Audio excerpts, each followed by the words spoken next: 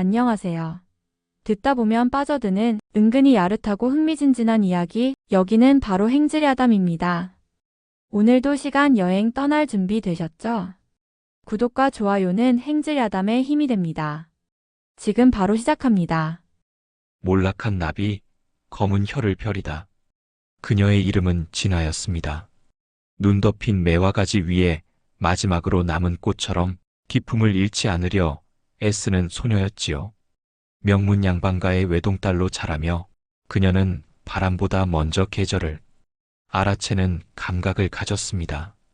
아버지는 백성의 고통을 먼저 세는 목민관이었고, 오라버니는 글 속의 정의를 현실로 옮기려는 선비였습니다.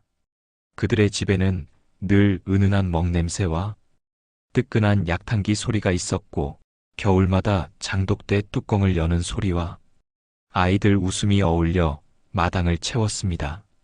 그때의 진아는 세상이 눈부시게 하얗다고 믿었습니다. 그러나 조용한 저녁, 여우비가 지붕을 적시던 날, 세상은 돌고 또 뒤집혔습니다.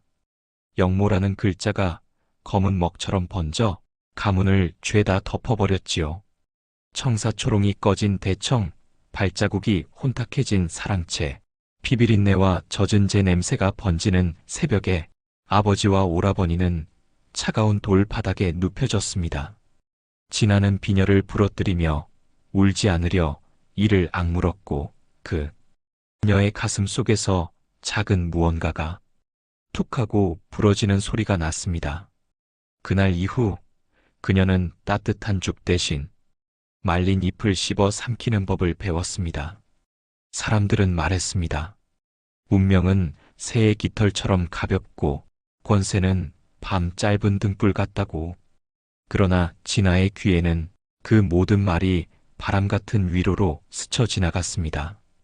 그녀는 눈을 감고 오래 기다렸습니다. 울음이 그치기를, 마음의 파도가 잦아들기를, 누군가 손을 내밀어 불을 다시 지펴주기를. 아무도 오지 않았습니다. 불은 그녀 자신이 피워야 할 것이었습니다. 그녀는 결심했습니다. 자신을 덮친 어둠의 주인을 찾아 그 어둠보다 더 깊은 밤이 되어 돌아가리라. 칼은 요란하고 피는 오래 남습니다. 그래서 그녀가 손에 쥔 것은 노쇠 숟가락이었습니다. 눈에 보이지 않는 길을 파고드는 도구, 혀끝을 통해 심장에 이르는 길. 세상은 칼끝을 경계하지만 사람의 마음은 맞앞에서 무방비가 됩니다. 그녀의 복수는 칼자루가 아니라 혀끝에서 벼려지기 시작했습니다. 궁중수라간, 새벽에 첫 김이 피어오르고 커다란 가마가 깊게 숨쉬는 곳, 쑥과 쪽파, 유자껍질과 말린 표고, 마른 감초와 맑은 멸치가 시간이란, 불 위에서 서로의 비밀을 풀어놓는 자리. 진아는 그 뜨거운 숨결 속으로 걸어 들어갔습니다. 나인으로 신분을 낮추고 손에 굳은 살을 더하며 입에는 침묵을 물었습니다. 불꽃이 튀어오르면 그녀의 눈동자에도 별이 박혔고, 국물이 끓어오르면 그녀의 가슴 속 복수도 자작자작 끓었습니다. 진아는 미묘한 약재와 식재료의 결을 배웠습니다. 둥글게 혀를 감싸는 단맛은 경계를 낮추고, 아주 미세한 쌉싸름은 혀끝에 기를 새겼습니다. 몸을 따스하게 데우는 국물에는 소량의 무향의 기운을 흘려보냈고, 혀의 긴 그림자를 들이우는 꽃가루는 꿈결로 스며들게 했습니다. 그녀는 칠흑 같은 어둠을 배합해 매일 밤 아주 조금씩 복수의 혀를 벼렸습니다. 향은 은혜로웠고 여우는 길었으며 잠드는 이들의 맥박은 밤마다 한 치씩 느려졌습니다. 모든 것이 계획대로 흘러가는 듯 보이던 어느 날, 저작거리 바람이 수라간 문틈을 스쳤습니다. 그 바람과 함께 들어온 변수 하나, 원수의 아들 이수겸 도련님이었습니다. 그는 미식으로 이름난 산에 혀가 밝고 마음이 깊다는 소문이 따라다녔습니다. 그는 진아의 국물을 한 숟가락 떠 입술에 대고도 쉽게 삼키지 않았습니다. 먼저 눈을 감아 향부터 더듬고 고개를 기울여 소금을 헤아리며 마지막에야 비로소 목을 넘겼습니다. 그리고 아주 조용히 말했습니다. 이 맛에는 겨울 강가 같은 슬픔이 흐릅니다. 그 말에 진아의 손등이 아주 잠깐 떨렸습니다. 그녀의 요리는 단지 혀를 속이기 위한 거짓의 궁술이 아니었습니다. 잿더미에 앉은 나비의 날갯짓처럼 어딘가 깨진 마음의 조각이 물 위로 떠오르듯 그 요리에는 사라진 집의 온기와 부서진 이름의 메아리가 배어 있었습니다. 이수겸은 그 여운을 놓치지 않는 눈을 가졌고 진아는 그 눈을 경계했습니다. 경계와 경외가 한 몸처럼 얽혀 그녀의 밤은 더 길어졌습니다. 그날 이후 이수겸은 어둠이 깊어질수록 더 자주 수라간을 찾았습니다. 그는 맛을 묻되 조심스레 물었고 찬탄하되 절제하여 찬탄했습니다. 이 국에는 누군가를 지키려는 마음이 있습니다. 이 절임에는 오래 기다린 사람의 숨이 밴 듯합니다. 그의 말은 향처럼 퍼져 수라간에 그을린 석가래까지 맴돌았습니다. 진아는 그 말들을 듣지 않는 척, 그러나 놓치지 않으려 애쓰는 척 솥을 저었습니다. 그녀의 숟가락은 점점 무거워졌고 마음속 저울은 복수와 흔들림 사이에서 끊임없이 기울었다가 다시 섰습니다. 밤마다 불길은 그녀의 결심을 단단히 굳혔습니다. 불이 세지면 그녀는 소금을 줄이고 불이 약하면 온기를 모으듯 생강을 더했습니다. 그렇게 복수의 길도 조리법처럼 다듬어졌습니다. 한 번에 무너뜨리는 칼날이 아니라 서서히 무장해제시키는 향과 온기의 공세. 사람의 기력은 맛의 기억 속에서 요령부득하게 풀립니다. 그녀는 그 비밀을 알고 있었고 지독하리만큼 성실하게 실행했습니다. 그러나 아무리 정교한 칼날도 단 한 번의 질문에 흔들릴 때가 있습니다. 그대는 어찌하여 그토록 슬픈 음식을 짓는 것이오? 어느 늦은 밤 수라간의 불이 거의 사그라질 즈음 이수겸이 조심스레 물었습니다. 그 말은 숟가락 끝을 타고 그녀의 심장까지 번져 오래 숨겨둔 상처들을 툭툭 건드렸습니다. 진아는 대답하지 않았습니다. 대신 비녀를 고쳐 찌르고 국자를 들어 맑은 국물을 그에게 내밀었습니다. 슬픔도 데우면 덜 떨립니다. 그가 국물을 삼키는 소리는 바람 소리만큼 작았고 그가 내쉰 숨은 각 끓인 죽의 김처럼 따뜻했습니다. 진아는 그 온기를 아주 잠깐 허락했습니다. 단 한 번 등줄기를 따라 내려오는 온기가 무너지지 않게 두었습니다. 그러나 마음의 문지방을 넘겨주지는 않았습니다. 문지방을 넘는 순간 복수는 길을 잃기 마련이니까요. 진아는 자신에게 다시 맹세했습니다. 나는 검은 혀를 펴리는 사람, 잿빛 날개를 숨긴 나비. 흔들리되 부러지지 않고 향이 나되 취하지 않으리. 그리고 그녀는 숟가락을 들어 올려 불빛에 비추었습니다. 노쇠의 둥근 얼굴 속에 한 줄기 얇은 나비 그림자가 떠올랐습니다. 그 나비는 불길을 향해 날아가다가 끝내 타지 않고 빛의 가장자리에서 서성였습니다. 아직은 때가 아니었습니다. 밤은 길었고 궁의 새벽은 더디 왔습니다. 수라간 뒤쪽 장독대에선 서리가 하얗게 내렸고 고양이는 항아리 사이를 누벼 그림자처럼 미끄러졌습니다. 진아는 그 고요 속에서 조용히 계절을 세웠습니다. 복수는 겨울의 장독 같아야 한다고, 한 번에 퍼먹지 말고 오래 익혀야 제맛이 난다고. 그녀의 마음은 조금 더 단단해졌고 숟가락 위의 결심도 조금 더 빛이 났습니다. 그리고 아주 멀지 않은 곳에서 누군가는 그녀의 이름을 한 번 불렀습니다. 바람인지 기억인지 혹은 아직 오지 않은 운명의 발걸음인지 알 수 없었습니다.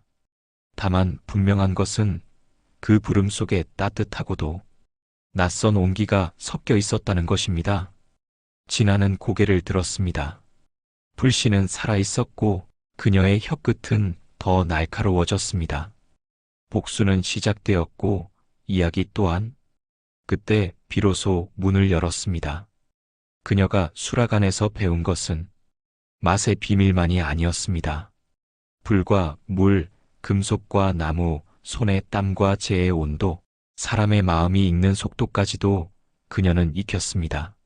재빠르게 팔을 걷어붙이는 법, 말없이 이를 도우며 귀를 여는 법, 그리고 아무도 없는 자리에서 스스로 마음을 건져 올리는 법. 진아는 세상에서 가장 조용한 전투를 준비하고 있었습니다. 아무도 칼을 보지 못하는 전투, 아무도 피를 보지 않는 전투. 그러나 쓰러지는 자는 생생히 느끼게 될 전투. 수상한 낌새가 궁 안에도 스며들었습니다. 누군가는 최근 들어 상감이 밤잠이 잦아들었다 했고 누군가는 중전의 식사가 가벼워졌다 속삭였습니다. 진아는 그 소문을 듣고도 얼굴빛 하나 바꾸지 않았습니다. 그녀가 겨냥한 이는 따로 있었고 그녀의 칼날은 표적을 향해 느리지만 정확히 이동했습니다. 계산은 치밀했고 발걸음은 가벼웠으며 마음은 깊고도 깊었습니다. 그녀는 때때로 어린 시절을 떠올렸습니다. 장독대 앞에서 아버지가 말하던 소리. 맛이란 것은 결국 마음의 모양을 닫는다. 그때는 이해하지 못한 말이 이제는 뼈에 새겨졌습니다. 그녀의 맛은 상처의 모양을 닮았고 상처의 모양은 그녀의 길을 만들었습니다. 길 위에서 그녀는 외로웠지만 외로움은 나를 서게 하였습니다. 날이 선자는 흔들리되 꺾이지 않습니다. 밤하늘에는 별이 많았습니다.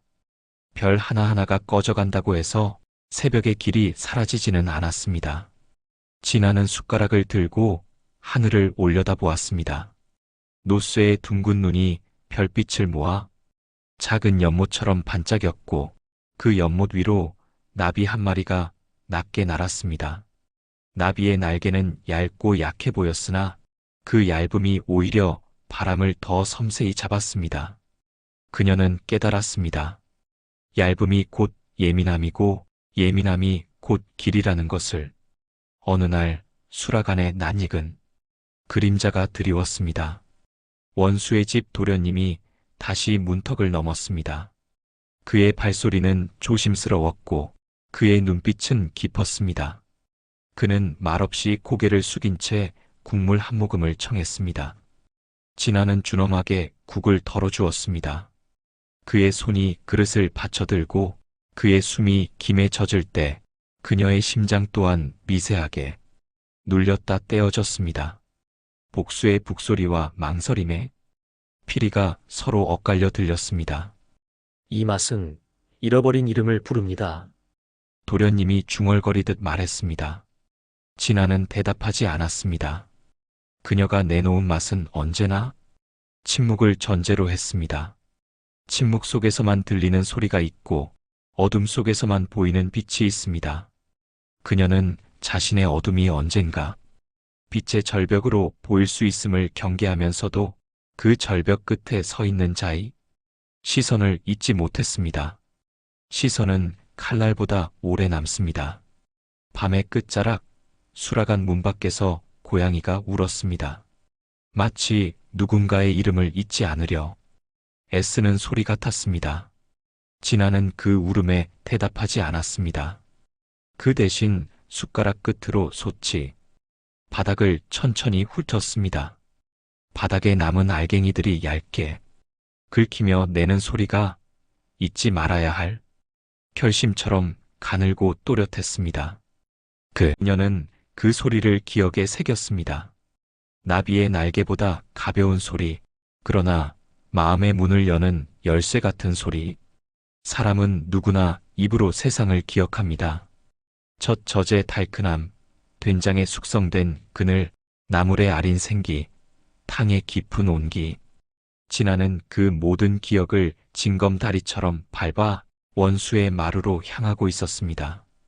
다만 그녀의 징검은 다른 이들이 모르는 곳에 놓여 있었습니다. 그녀만이 건널 수 있는 거리, 그녀만이 셀 수 있는 박자, 그리고 그 박자의 끝에 반드시 그 사람의 이름이 있었습니다. 진아는 스스로에게 또 한 번 다짐했습니다. 흔들려도 좋다. 다만 잊지는 말자. 슬퍼도 좋다. 다만 길을 놓치지는 말자. 누군가의 따뜻한 손이 내 손등을 덮을지라도 그 온기를 양식으로 삼되 칼날의 온도를 잃지는 말자. 그녀의 마음은 한 조각 얼음과 한 조각 불 사이에서 천천히 균형을 찾고 있었습니다. 그 균형이 무너지면 복수는 산산이 부서질 것이고, 균형을 지키면 그녀는 끝내 문지방을 넘을 수 있을 것입니다. 새벽 종이 멀리서 울렸습니다. 수라간의 불은 마지막 숨을 뱉었고, 연기는 지붕마루의 얇은 숲을 만들었습니다. 진아는 그 숲을 헤치듯 발걸음을 옮겼습니다. 오늘도 숟가락을 펴리고, 오늘도 향을 깎고, 오늘도 침묵을 다려야 했습니다. 복수는 성급함을 싫어합니다. 성급한 칼은 손을 베고, 성급한 말은 길을 잃습니다. 그녀는 천천히, 그러나 분명히 걸었습니다. 길은 오래 걸을수록 단단해집니다. 그리고 어쩌면 운명이라 불릴 수 있는 작은 우연이 준비되고 있었습니다. 어느 저녁 비가 오고 등잔이 흔들리고 발자국이 젖어드는 그때 한 사람의 말이 그녀의 마음을 툭 건드릴 것입니다. 그 말은 복수와 연민이 같은 강물에서 떠내려온 것임을 알려줄 것이고, 그녀의 혀끝은 또 다른 결심을 배우게 될 것입니다. 그러나 아직은 아니었습니다. 아직은 검은 혀를 펴리는 시간, 몰락한 나비가 날개를 다시 말리는 시간. 진아의 방에는 창호지 사이로 새는 바람이 늘 있었습니다. 그 바람은 계절을 데려왔고, 계절은 그녀의 마음을 서늘하게 닦아주었습니다. 가끔 그녀는 그 바람결에 아버지의 기침 소리를 섞어 들었습니다. 먼 데서 들려오는 그 소리는 꾸짖음이 아니라 당부였습니다. 길을 가거라. 그러나 사람을 잃지는 마라. 그녀는 그 말을 가슴 안쪽에 접어넣고 숟가락에 작은 홈을 새겼습니다. 홈은 미끄러짐을 막기 위한 것이었고, 동시에 잊지 않기 위한 상처였습니다. 그녀는 맛을 쌓고, 향을 쌓고, 침묵을 쌓았습니다. 그리고 마지막으로 이름을 쌓았습니다. 이름을 부르지 않음으로써 더 선명해지는 이름들. 그 이름들이 쌓여 그녀의 방 한가운데 보이지 않는 제단이 만들어졌습니다. 제단 위에는 아무것도 없었습니다. 다만 마음이 무릎을 꿇었습니다. 무릎 꿇은 마음은 가벼웠고, 가벼움은 오래 버틸 수 있었습니다. 멀리서 새벽 장수들이 소리를 질렀습니다. 삶은 고기와 생강, 곶감과 약숙을 파는 목소리가 어둠을 깨웠습니다. 진아는 잠시 문턱에 앉아 그 소리를 들었습니다. 세상은 여전히 장사를 하고 누군가는 여전히 웃음을 팔고 있었습니다. 그녀는 그 웃음이 미웠다가도 부러웠고, 부러웠다가도 다정했습니다. 미움과 다정이 한 솥에 끓으면 국물은 묘하게 깊어집니다. 그녀의 눈매가 그 깊이에 젖었습니다. 오늘도 그녀는 길을 세웠습니다. 첫 걸음은 침묵, 둘째 걸음은 온기, 셋째 걸음은 질문, 넷째 걸음은 기다림, 다섯째 걸음은 기억, 그리고 여섯째 걸음은 아직 이름, 붙일 수 없는 무언가였습니다.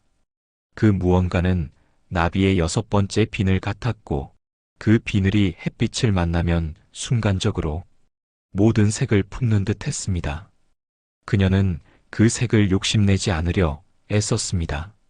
욕심은 칼을 무디게 하니까요. 이제 이야기는 문턱 위에 섰습니다. 발 뒤꿈치가 공기와 맞닿고 심장이 아주 천천히 한번 내려앉는 순간, 그녀는 숟가락을 쥔 손에 힘을 더했습니다. 그리고 낮게 속삭였습니다. 나는 길을 간다. 나는 잊지 않는다. 나는 흔들리되 부서지지 않는다. 폭풍이 오면 허리를 굽히고 해가 나면 등을 펴리라. 누군가의 따뜻함을 경계하되 그 따뜻함을 미워하지는 않으리라. 그것이 내가 택한 복수의 모양, 내가 지켜야 할 사람의 모양. 그때 문 밖에서 발자국 하나가 멈췄습니다.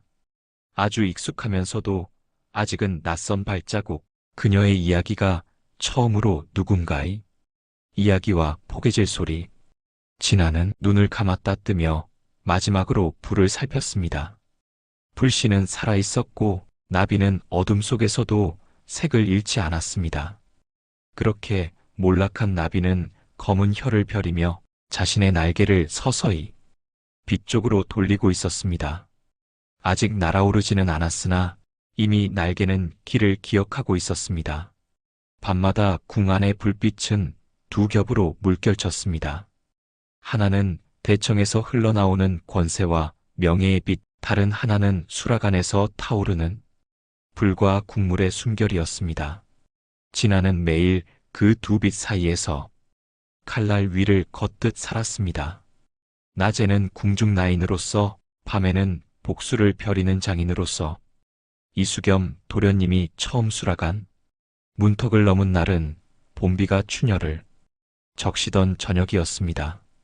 비냄새와 젖은 나무향, 그리고 솥에서 피어오르는 미묘한 약재향이 뒤섞여 작은 연무처럼 공기를 채우고 있었지요. 그는 아무 말 없이 걸어들어와 김이 모락모락 오르는 국물 앞에 서더니 숟가락을 들지도 않은 채 향부터 들이마셨습니다. 허참 국물에 눈물이 섞였구려. 그 한마디에 진아의 손목이 미세하게 굳었습니다. 그러나 그녀는 곧 아무 일 없다는 듯 국자를 저었습니다. 눈물이라니요, 도련님. 그저 봄 무와 멸치, 다시마의 맛일 뿐입니다. 아니요. 무에는 봄의 단맛이 있고 멸치에는 바다의 짠맛이 있어. 그런데 이 국물에는 바람 빠진 피리 같은 허기가 있어. 그의 말투에는 놀리려는 기미도 꾸짖는 냄새도 없었습니다. 오히려 오래전부터 알고 있던 비밀을 가만히 꺼내놓는 듯 했습니다.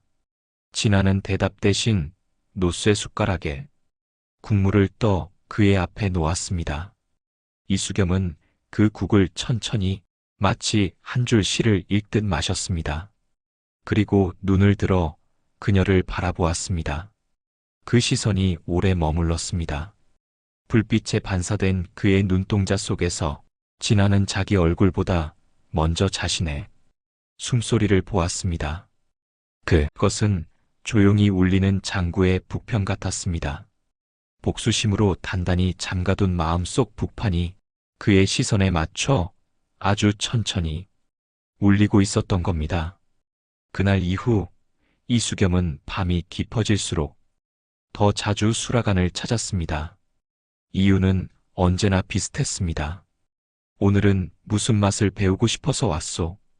혹은 그대 손맛이 아니면? 잠이 들지 않아서 말이오.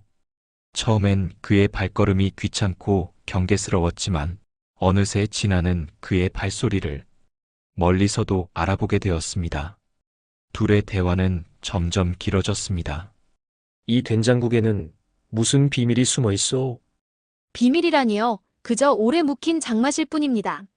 아니요, 오래 묵힌 건 장이 아니라 그대의 마음 같소. 그 말에 진아는 고개를 숙여 웃음을 숨겼습니다. 웃음이 들키면 마음의 틈도 들킬 것 같아서 어느 날은 찬 바람이 늦게까지 마당을 쓸고 있었지요. 그날 밤 이수겸은 수라간 문 앞에 서서 한참을 서성이다 들어왔습니다. 손에는 매화 한 가지가 들려 있었고 꽃잎에는 이슬이 반짝였습니다. 수라간에 꽃이 어울리지 않소? 꽃은 눈으로 즐기는 것이지 솥에 넣는 게 아닙니다. 그렇다면 마음에 넣는 건 어떻소? 그 순간 진아는 손에 들고 있던 국자를 놓칠 뻔했습니다. 그는 장난처럼 웃었지만 그 말 속에 섞인 온기가 그녀의 마음에 조용히 스며들었습니다. 그렇게 미래는 깊어졌습니다. 사람들의 눈을 피해 그들은 어둠 속에서만 마주 앉았습니다. 불빛은 언제나 한쪽에서만 비추었고 그늘 속에서 나누는 말은 늘 조심스러웠습니다. 이수겸이 건네는 질문들은 마치 칼끝으로 나무 껍질을 얇게 벗기는 것 같았습니다. 조금씩 그러나 날카롭게 그녀의 속을 드러내게 했습니다. 어느 늦은 밤 그는 물었습니다. 그대는 어찌하여 그토록 슬픈 음식을 짓는 것이오? 잠시 숨을 고른 진아는 가문을 잃고 세상에 홀로 남겨진 사연을 조심스레 꺼냈습니다. 그러나 복수 계획만은 끝내 입 밖에 내지 않았습니다. 저는 몰락한 양반의 자식입니다. 남은 건 이름뿐이지요. 이수겸은 한동안 말을 잇지 못했습니다. 그러다 그녀의 손을 가만히 감쌌습니다. 이름이 남았다는 건 아직 길이 남았다는 뜻이오. 그의 손은 따뜻했고 그 온기가 손목을 넘어 가슴께까지 번졌습니다. 진아는 그 온기를 거부하지 않았습니다. 그 순간만큼은 복수라는 단단한 결심이 잠시 희미해졌습니다. 그러나 행복은 오래가지 않았습니다. 어느 날 수락안에 낯선 그림자가 드리웠습니다. 부용이었습니다. 고운 비단 치마에 은빛 놀이개를 찬 양반가의 규수, 이수겸의 정혼자이기도 했습니다. 그녀는 겉으로는 점잖고 부드러운 미소를 지었으나 눈빛 속에는 서늘한 칼날이 숨겨져 있었습니다. 이수겸 도련님이 요즘 수락안을 자주 찾으신다 하더군요. 그대 덕분인가요? 부용의 말은 부드러웠으나 그 안에는 뼈가 박혀 있었습니다. 진아는 고개를 숙이며 대답을 삼켰습니다. 그러나 그날 이후 부용의 시선은 매번 그녀의 손끝과 솥속을 번갈아 훑었습니다. 부용은 혀가 밝은 여인이었습니다.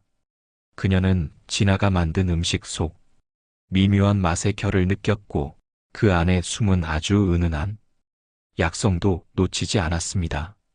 처음엔 단순한 호기심이었으나 곧 질투와 의심으로 변했습니다.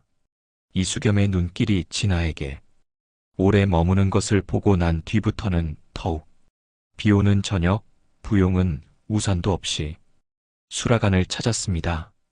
그날 그녀는 진아가 준비한 국물 앞에 앉아 숟가락을 들더니 조용히 말했습니다.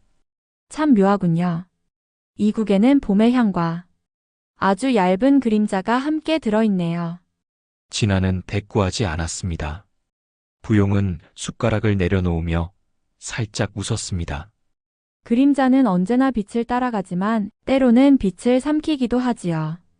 그 말은 경고였고 동시에 도전이었습니다. 그날 밤 이후 진아는 수락안에 부는 바람이 달라졌음을 느꼈습니다. 부용이 걸어다니는 발소리는 조용했지만 그 뒤에는 항상 보이지 않는 발자국이 하나 더 따라왔습니다. 그리고 그 발자국은 그녀와 이수겸의 미래를 위기로 몰아넣을 것이 분명했습니다. 부용은 물러서지 않는 여인이었습니다. 그녀의 웃음은 여전히 곱고 말투는 부드러웠지만 그 안에는 물을 삼킨 비단뱀처럼 조용한 압박이 숨겨져 있었지요. 며칠 동안 그녀는 수락안에 들러 진아의 요리를 맛보며 재료 하나하나를 질문했습니다. 이건 무슨 나물인가요? 국물의 향이 평범치 않네요. 그녀의 눈은 대답보다 손동작을 보았고 말보다 숨소리를 들었습니다. 어느 날 부용은 마치 우연인 듯 이수겸과 함께 수락안을 찾았습니다. 도련님, 요즘은 수락안. 음식이 그렇게도 맛있다 하여 저도 한번 맛을 보러 왔습니다. 이수겸은 난처한 듯 웃으며 진아를 보았지만 그녀는 묵묵히 솥을 저었습니다. 세 사람의 기묘한 공기가 솥뚜껑 아래에 갇힌 듯 무겁게 가라앉았습니다. 부용은 국을 뜨더니 아주 천천히 입술에 댔습니다. 그리고 숟가락을 내려놓으며 말했습니다. 참 절묘하군요. 맛이 너무 좋아서 먹는 이가 무방비해질 지경입니다. 그 말은 칭찬 같았으나 그 끝자락에는 의심의 그림자가 길게 드리워져 있었습니다. 이수겸이 무슨 뜻이냐고 묻자 부용은 살짝 웃으며 대답했습니다. 어쩌면 맛 속에 숨은 또 다른 의도가 있는 건지도요. 그날 밤 진아는 수락한 뒤편에서 이상한 인기척을 느꼈습니다. 부용이 데려온 하녀 2명이 장독 사이를 서성이며 언가를 뒤지고 있었지요. 발소리조차 없는 그들의 움직임은 이미 오래전부터 이런 일을 해온 자들의 솜씨였습니다.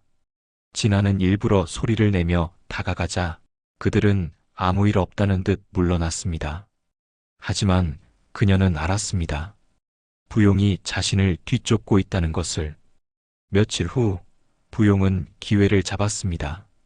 상단주들의 모임에서 진아가 만든 음식이 대접되었는데 부용은 은밀히 준비한 약재를 넣어 증거를 만들었습니다. 약성은 강하지 않았지만 먹은 이가 속이 불편해질 만큼은 충분했습니다. 그리고 그 순간을 기다렸다는 듯 부용이 목소리를 높였습니다. 이상하군요. 진아 나인의 음식에는 늘 독특한 향이 있습니다. 혹시 몸에 해로운 것이 들어간 건 아닌지. 사람들의 시선이 일제히 진아에게 향했습니다. 이수겸도 놀란 눈으로 그녀를 바라보았지요. 진아는 억울함을 설명하려 했지만 부용의 표정은 이미 승리를 확신하는 듯 했습니다. 그날 밤 이수겸은 그녀를 불렀습니다. 진아, 솔직히 말하시오. 그대의 요리에 무언가를 넣은 적이 있어. 그 순간 진아는 차가운 벽에 기대듯 눈을 감았습니다. 복수심으로 지어온 요리의 비밀이 이제야 들켰다는 두려움과 그 비밀을 알게 될 이수겸의 표정이 겹쳤습니다. 예. 하지만 그것은 당신을 해치려는 것이 아니었어. 그럼 누구를 위해? 당신의 아버지를 위해? 아니, 그분을 무너뜨리기 위해. 이수겸의 눈빛이 크게 흔들렸습니다. 분노와 배신감, 그리고 아직 사라지지 않은 연민이 섞인 눈빛이었습니다. 그대는 내게 웃어주면서 한편으론 내 가족을 죽이려 했단 말이오? 진아는 대답하지 않았습니다. 눈물이 모골대를 넘으려 했지만 그녀는 끝내 삼켰습니다. 울음은 변명보다 더 초라한 무기였으니까요. 그날 이후 두 사람의 관계는 얼음장 위를 걷는 것처럼 차갑고 불안정해졌습니다. 이수겸은 진아를 멀리하면서도 이상하게 그녀 곁을 완전히 떠나지 못했습니다. 그는 몰래 부용의 아버지와 자신의 아버지의 옛 기록을 뒤지기 시작했습니다. 복수와 혐오의 실타래 속에서 그는 무언가가 잘못 연결되어 있다는 의심을 품게 되었지요. 부용은 그 틈을 놓치지 않았습니다. 이수겸에게 다가가 부드럽게 속삭였습니다. 도련님, 제가 그 나인의 과거를 알아보았지요. 그녀의 가문은 영모의 죄를 지었고 그 죄의 원인을 만든 분이 바로 도련님의 아버님입니다. 이수겸은 대답하지 않았습니다. 그러나 속으로는 이미 의심이 불타올랐습니다. 며칠 뒤 진아는 마지막 복수를 결심했습니다. 그날 밤의 수라가는 평소보다 조용했고 그녀의 손놀림은 한치의 망설임도 없었습니다. 노쇠 숟가락에 담긴 것은 이번엔 독이 아니었습니다. 대신 원수의 죄를 입증할 서찰과 장부가 포개져 있었습니다. 그것은 궁중 식사에 섞여 전달될 예정이었습니다. 그 순간 수라간 문이 벌컥 열렸습니다. 이수겸이 숨가쁘게 들어와 그녀의 손목을 붙잡았습니다. 멈추시오, 진아. 그대가 믿고 있는 모든 것이 거짓이오. 진아는 눈을 치켜 세웠습니다. 거짓이라고? 내 아버지는 그대의 가문을 무너뜨린 사람이 아니오. 모든 음모를 꾸민 자는 부용의 아버지요. 그 말은 번개처럼 그녀의 가슴을 쳤습니다. 복수의 표적이 한순간에 바뀌는 느낌, 온 세월이 허공으로 날아가 버린 허망함이 밀려왔습니다. 노쇠 숟가락이 손에서 미끄러져 바닥에 부딪히며 쟁그랑 울렸습니다. 그 울림이 마치 그녀의 지난 세월, 전부를 장송곡처럼 울려 퍼지게 했습니다. 노쇠 숟가락이 바닥에 떨어진 소리는 길게 울려 수라간의 기둥과 석가래를 타고 번졌습니다. 진아는 그 울림 속에서 지난 세월이 무너지는 소리를 들었습니다. 눈앞에 이수겸은 숨이 거칠었고 그의 손은 여전히 그녀의 손목을 꼭 붙잡고 있었습니다. 부용의 아버지가 그녀의 목소리는 바람에 젖은 종이장처럼 떨렸습니다. 그래요. 모든 것은 그자의 탐욕에서 비롯되었소. 내 아버지는 오히려 그대 가문을 지키려다 함께 몰락할 뻔했소. 진아는 말을 잃었습니다. 한 방울의 눈물이 뺨을 타고 흘렀지만 그것은 슬픔인지 분노인지 분간하기 어려웠습니다. 그날 밤 두 사람은 마주 앉아 오랜 침묵 끝에 결심을 나누었습니다. 복수의 표적을 바꾸는 일은 지난 세월을 송두리째 뒤집는 일이었지만 거짓 위에 쌓인 칼날을 그대로 두는 것은 더 큰 죄라고 진아는 생각했습니다. 내게 남은 건 칼이 아니라 숟가락이요. 그녀가 말하자 이수겸은 고개를 끄덕였습니다. 숟가락이면 충분하오. 독을 담을 수도 약을 담을 수도 있으니까. 부용의 아버지는 조선에 몇 안 되는 거대 상단을 쥐고 있었습니다. 그의 재물은 권세를 사고 권세는 입을 막고 귀를 닫게 했지요.